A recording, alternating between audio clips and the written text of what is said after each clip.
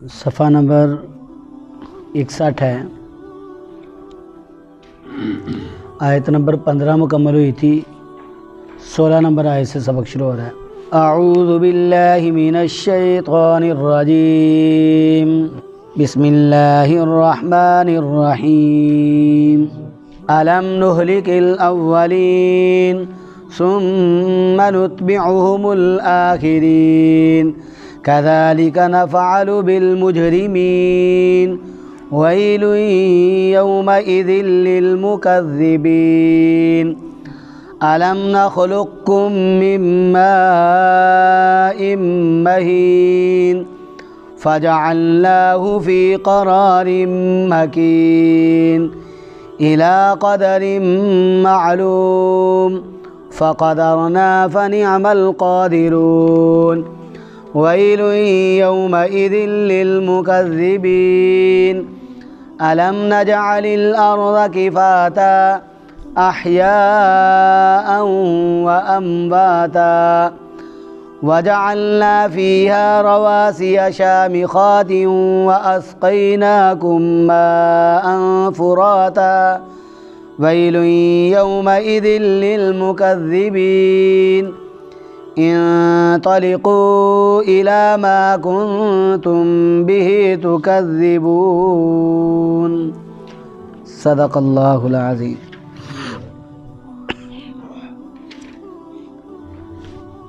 کل جو سبق ہم نے پڑھا تھا اس سبق میں اللہ تبارک و تعالی نے قیامت کے احوال کا تذکرہ فرمایا، اور آخر میں جو آیت پڑھی اللہ نے اس میں یہ ارشاد فرمایا کہ ویل یومئذ للمکذبین، ہلاکت ہے، تباہی ہے، بربادی ہے اس دن جھٹلانے والوں کے لیے۔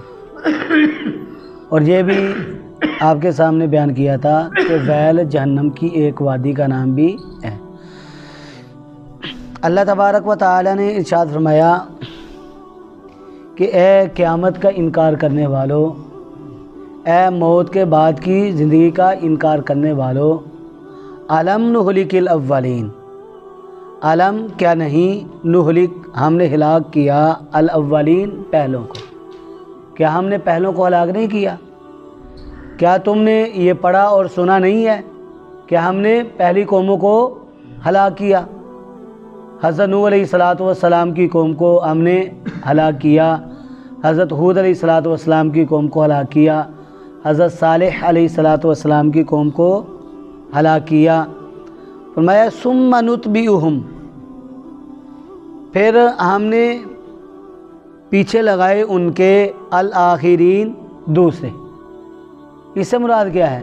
صرف انہی کو ہم نے ہلاک نہیں کیا بلکہ ان کے بعد جو قومیں آئیں، حضرت شعیب علیہ السلام کی قوم کو بھی ہم نے ہلاک کیا، حضرت لوط علیہ السلام کی قوم کو بھی ہلاک کیا، ایسے ہی فرعون اور فرعونیوں کو بھی ہم نے ہلاک کیا۔ اللہ نے ارشاد فرمایا کہ تم پڑھتے بھی ہو، سنتے بھی ہو، پہلی کتابوں میں بھی آیا ہے اور قرآن پاک میں بھی یہ باتیں آئی ہیں، اور حضور نبی اکرم صلی اللہ علیہ وآلہ وسلم نے بھی ان باتوں کو تمہارے سامنے پیش کیا، لیکن اس کے باوجود تم منکر ہو، انکار کرتے ہو۔ اللہ نے ارشاد فرمایا کہ اگر تم انکار کرتے رہو گے تو جیسا حال ہم نے ان کا کیا ویسا ہی حال تمہارا بھی ہوگا۔ اللہ نے ارشاد فرمایا کذالک، اسی طرح، نفعل، ہم کرتے ہیں، بالمجرمین، مجرموں کے ساتھ۔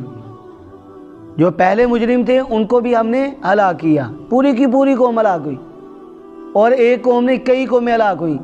اللہ نے ارشاد فرمایا کہ جو کافی لوگ ہیں، مشرکین مکہ ہیں، یا ان کے بعد آنے والے جو مجرم لوگ ہیں، ان کے ساتھ بھی ہم ایسا ہی سلوک کریں گے۔ اسی طرح ہم کریں گے مجرموں کے ساتھ، گنہگاروں کے ساتھ، ان کے ساتھ بھی یہی سلوک ہوگا، وہ اللہ تبارک و تعالیٰ کے عذاب اور اللہ کی سزاؤں سے نہیں بچ سکیں۔ اللہ نے ارشاد فرمایا ویل، ہلاکت ہے، یومئذ، اس دن، للمکذبین، جھٹلانے والوں کے لیے۔ جو توحید کو جھٹلاتا ہے، رسالت کو جھٹلاتا ہے، قیامت کو جھٹلاتا ہے، اللہ تبارک و تعالیٰ نے ارشاد فرمایا کہ حق بات کو جو جھٹلاتا ہے ان کے لیے ہلاکت ہی ہلاکت ہوگی۔ اب حضور نبی اکرم صلی اللہ علیہ وآلہ وسلم جب ان لوگوں کو عذاب کی وعیدیں سناتے، موت کے بعد کی زندگی کے بارے میں بتلاتے، اور قرآن پاک کی آیات جو موت کے بعد کی زندگی کی دلائل بھی ہوتی، ان کو آقا علیہ الصلوۃ والسلام ان کے سامنے بیان کرتے، ان کے سامنے تلاوت کرتے، تو وہ لوگ جو ہیں حضور نبی اکرم صلی اللہ علیہ وآلہ وسلم کی بات کا، آقا علیہ الصلوۃ والسلام جو اللہ کے کلام کو ان کے سامنے پیش کرتے تھے، اس کا انکار کرتے تھے۔ کیا کہتے تھے؟ وما نحن بمبعوثین، اور نہیں ہم دوبارہ اٹھائے جانے والے، ہمیں دوبارہ نہیں اٹھایا جائے گا، ہمیں کون پیدا کرے گا، یہ کیسے ہو سکتا ہے؟ قرآن پاک میں ہے ہیہات لما توعدون، کیا کہتے؟ دور کی بات ہے، دور کی بات ہے، وہ جس کا تمہارے ساتھ وعدہ کیا جاتا ہے یا جس سے تم کو ڈرایا جاتا ہے، یہ بس ایسے ہی ہے، یہ نہیں ہو سکتا۔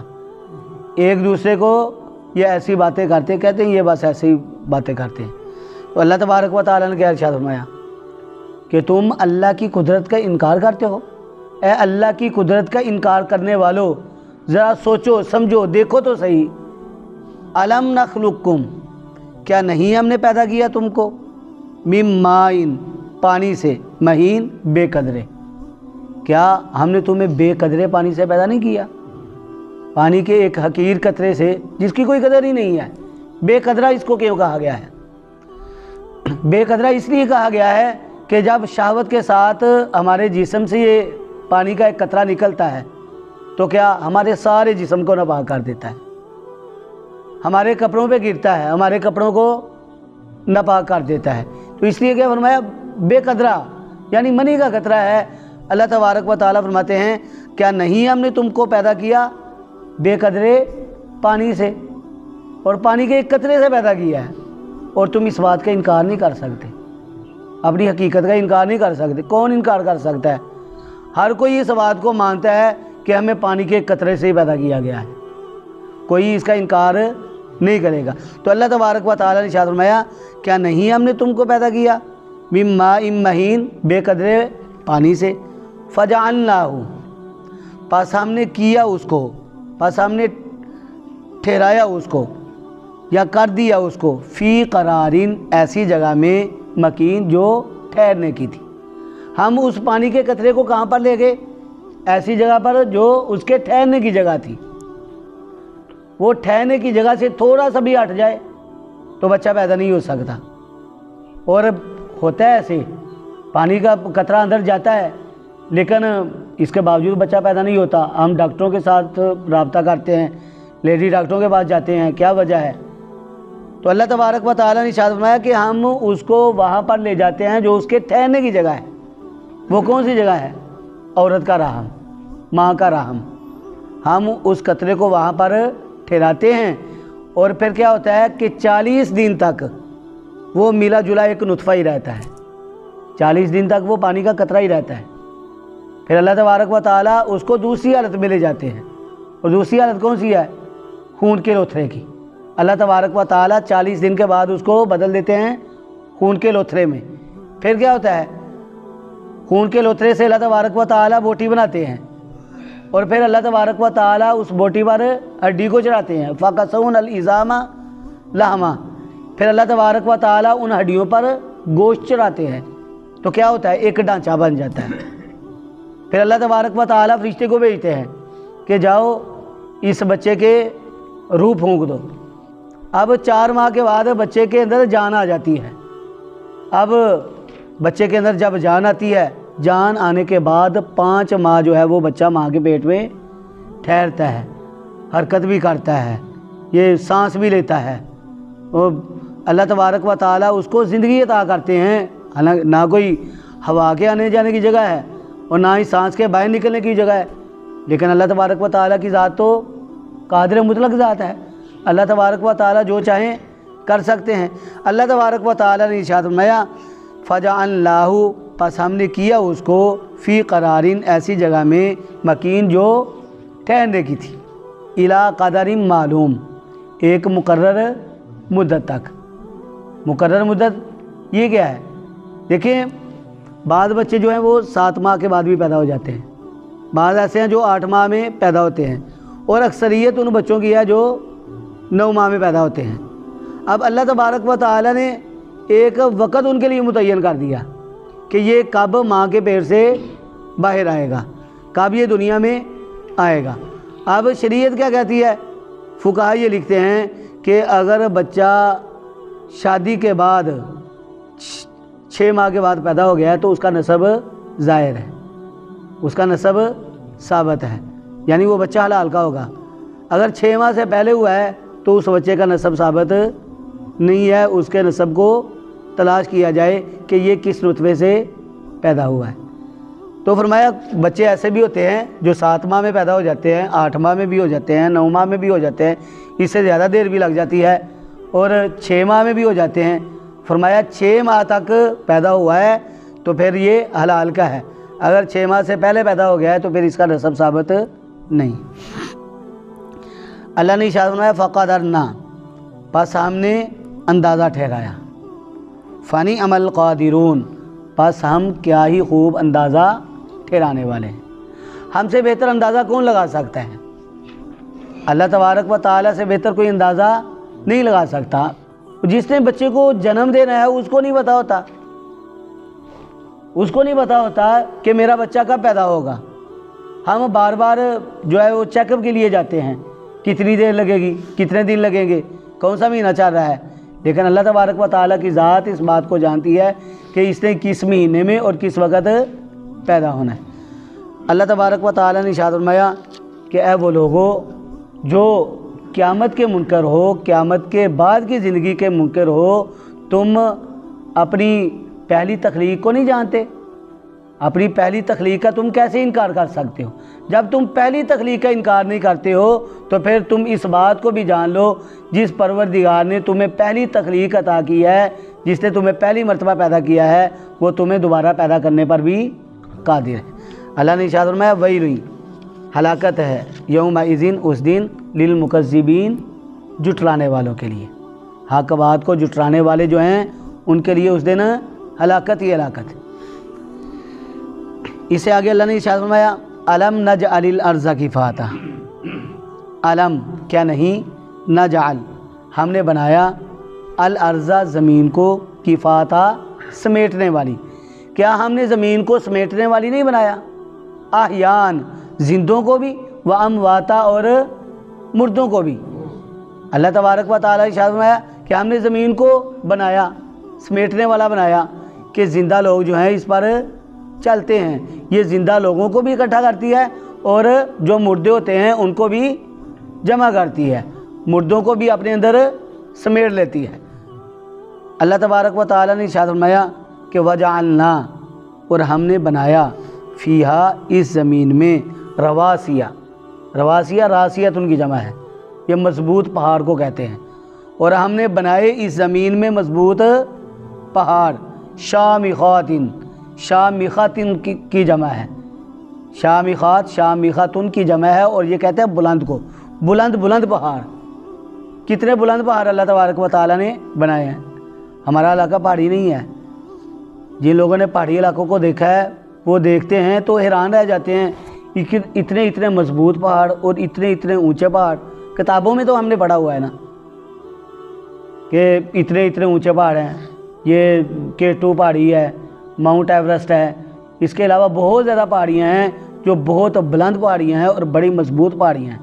اللہ نے ارشاد فرمایا کہ وہ رب جس نے اس زمین کو بنایا ہے اور سمیٹنے والا بنایا ہے، اور اس زمین کے اوپر اس نے پہاڑوں کو بچھا دیا ہے۔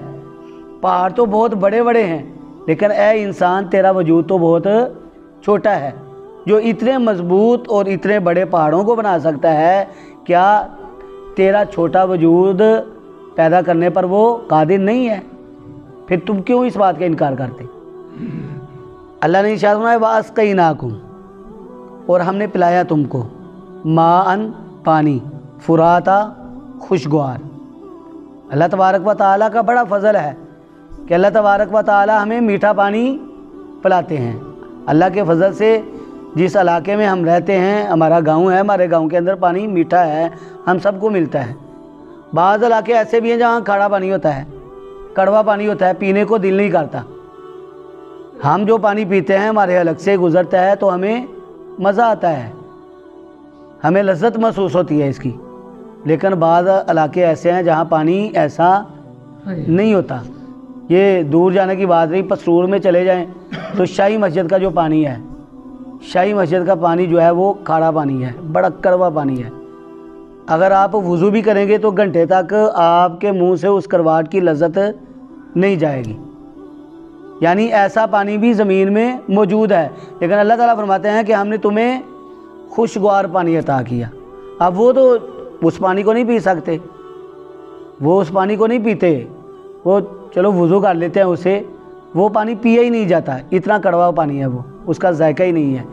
تو اللہ نے ارشاد فرمایا انسان ہم نے تم کو خوشگوار پانی عطا کیا، میٹھا پانی عطا کیا، اور اپنے فضل سے عطا کیا جس کو تم پیتے ہو اور جو تم حلق کے نیچے لے جاتے ہو۔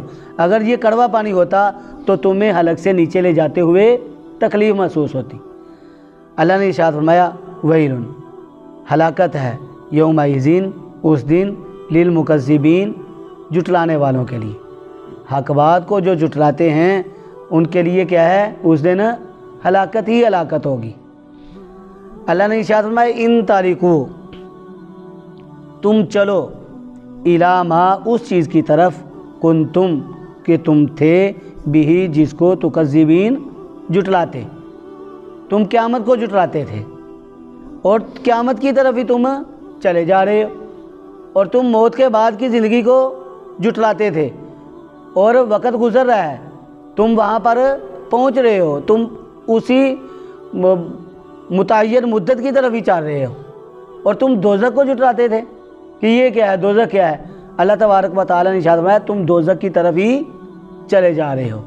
اے حق بات کو جھٹلانے والو، اے قیامت کو جھٹلانے والو، اے موت کے بعد کی زندگی کو جھٹلانے والو، تم خود کہاں جا رہے ہو؟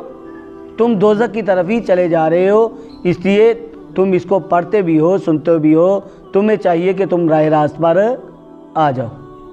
اللہ تبارک و تعالیٰ سے دعا ہے اللہ رب العزت ہمیں صحیح معنوں میں اپنے کلام کی سمجھ عطا فرمائیں۔ اللہ تبارک و تعالیٰ جن عقائد کو اللہ تبارک و تعالیٰ نے یہاں بیان کیا ہے، اللہ تبارک و تعالیٰ ہمیں ان عقائد میں مضبوطی عطا فرمائیں۔ وآخر دعوانا ان الحمد للہ رب العالمین۔